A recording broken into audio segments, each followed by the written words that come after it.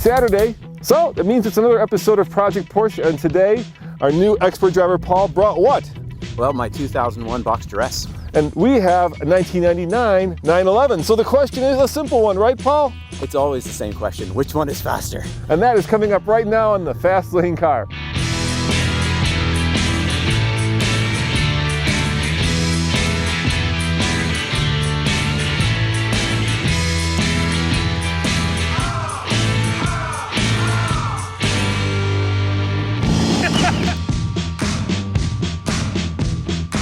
From the A-pillar forward, these cars are identical. They both have the fried egg headlights.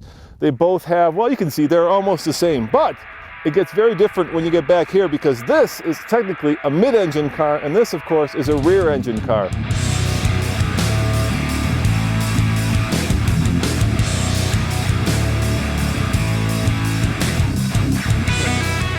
All right, Paul, so I've got the stopwatch, and just to give you kind of some context, I think good time is under a minute 10. Okay. A really good time is a minute 5 and faster, and the record is about a minute 3, and that was done in a 911 turbo. All right. So, you know, let's see where you come up. Cool. Which one do you think will be faster? What's your money on? Man, I don't. It's really hard to say. I think it's going to be the car that has the most grip, and and that might come down to the car that's on the best tire.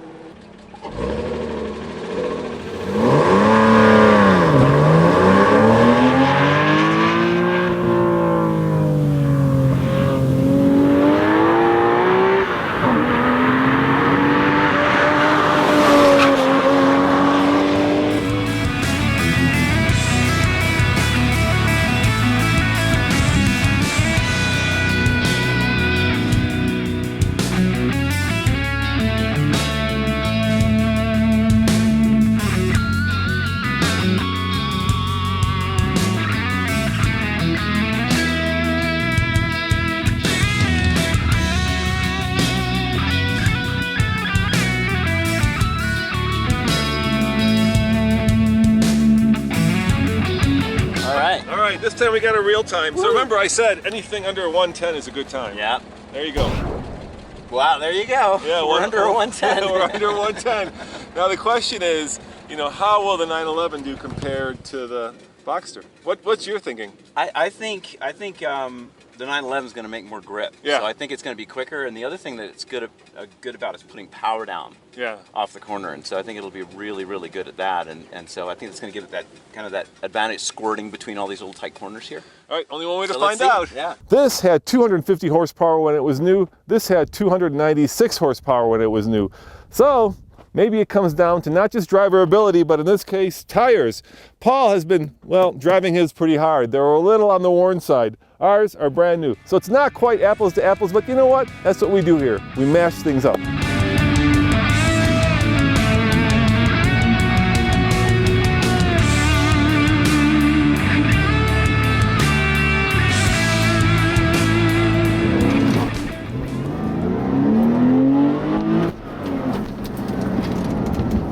Already feeling more front grip there. That's really nice.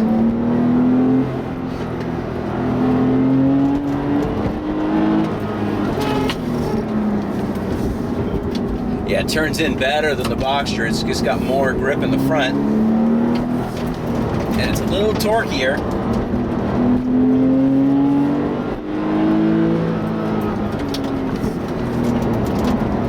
And the rear end, typical 911 rear end kind of swinging out there. That's good fun. Very controllable though. Catching a little bit of the horn as I'm turning the wheel. That's kind of funny.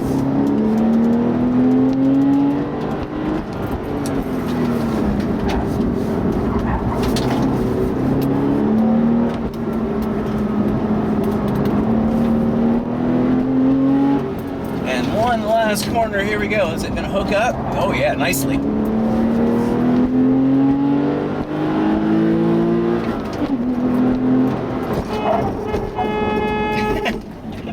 When you brake hard, the horn goes off. That's an interesting one.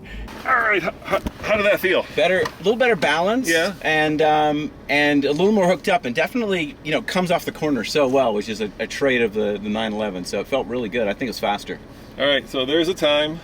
What do you think your time is? I would say it was probably a couple seconds quicker. You got it. Look at that. Oh, there you go. Yeah, about 2 seconds faster. There you go. Yeah. So that's pretty cool. And again, I think in this instance, it probably comes down to more of just that. You know, it has about 50 more horsepower, and it's just able to come off the corners that little bit better. And it also has more front end bite.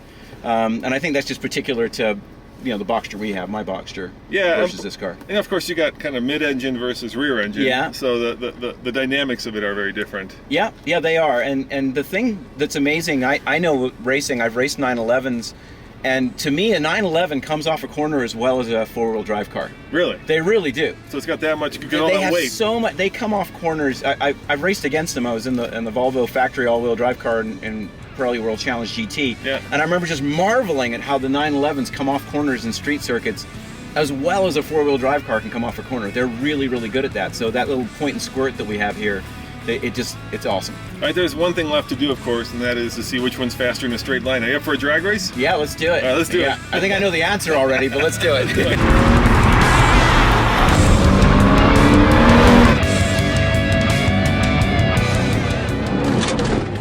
Oh, yeah.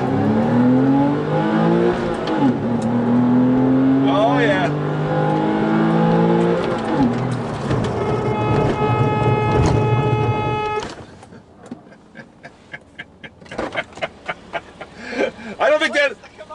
I don't think that horn is quite fixed.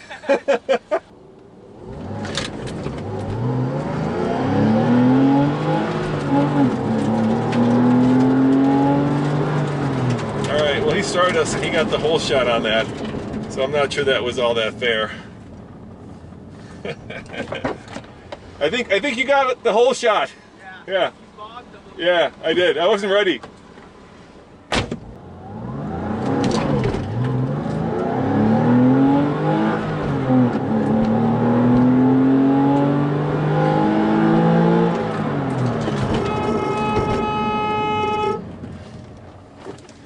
Alright, well that's race number 3. The first time the 911 won, the second time the Boxster won, but that's because he got the whole shot. And the third time the 911 won, so I think we know that the outcome is 911. 111, or just over a second faster in the 911 than in the Boxster. So the question, of course, is how would they do with identical tires? Well, that would be interesting. I think we need to come back and do it again with some fresh tires on these cars. That's a huge hint for all you tire manufacturers out there. Do you want millions of people looking at your tires on these great classic Porsches? If so, check out our website and email me. So what we've got here is the cradle that holds the horn pad, and that's actually what makes contact inside the wheel. If you look here, we have some little rubber bushings, some isolators, and they're just all worn out. So is there a way we can fix that without getting a whole new part, which we probably don't have access to right now? So what we're going to give a try is, we have some additional rubber bushings, and all we really need to do is make up just a little more space, take up the slop in this piece so it stops honking on us.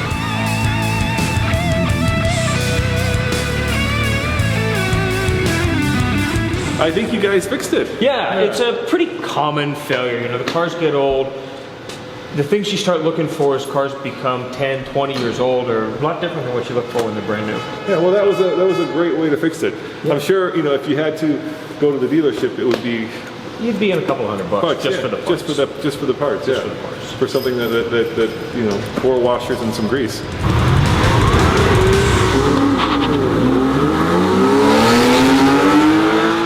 As always, this is Roman and Paul saying thanks for watching, and come back next time when on Project Porsche we'll be doing more fun things with, well, one of the most classic and iconic cars of all time. See you next time. If you don't have ABS brakes, yes, you can pump a little bit to loosen up the wheels, okay, if they lock up on you.